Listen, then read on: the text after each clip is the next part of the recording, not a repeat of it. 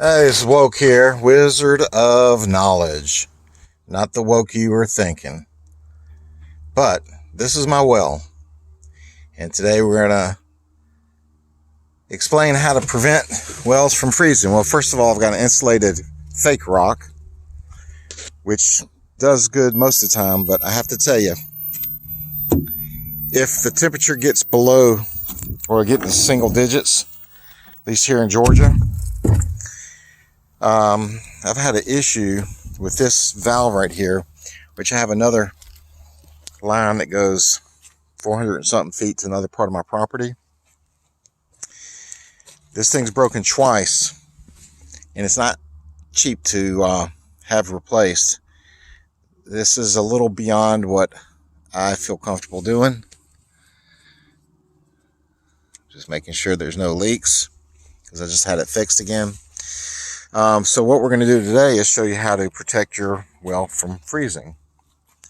And if you have any exposed pipes, even with one of these insulated tops, you could be in trouble. So I'm going to show you what we're going to use.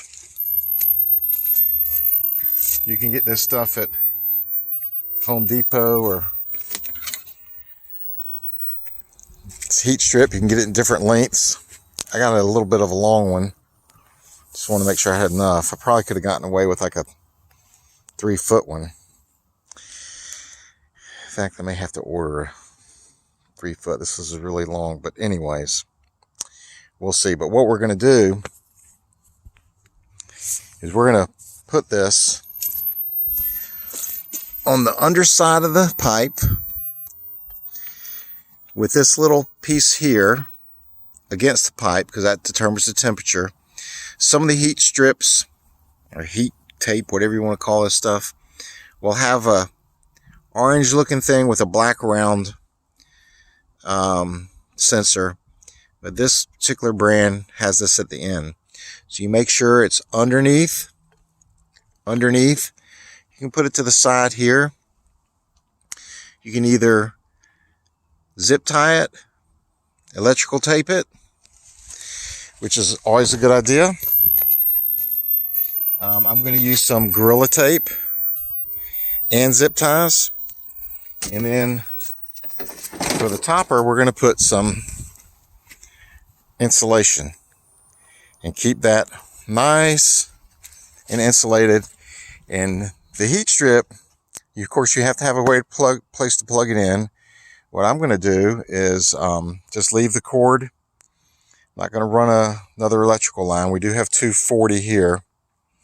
But what I'm going to do, or 220, whatever you want to call it, I'm just going to leave the plug accessible. And when I know it's going to be or even in the winter, I'll just run an electric cord, plug it in, and it will not go on unless the temperature of the pipe gets to a certain temperature. Then it'll start heating, thus preventing breaks and cracks in these pipes. So that's what we're going to do. Also, I'm going to do a video at some point in the future on this little box here.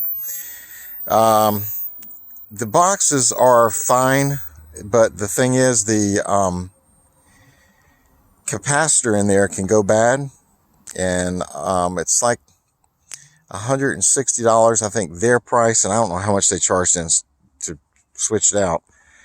But mine was looking bad, so I went ahead and told them to replace it. But I'm going to keep it because it still works, and then I'm going to get the number of the capacitor so I can just replace that myself next time. So this is how you're going to protect your well from freezing. All right, 73s.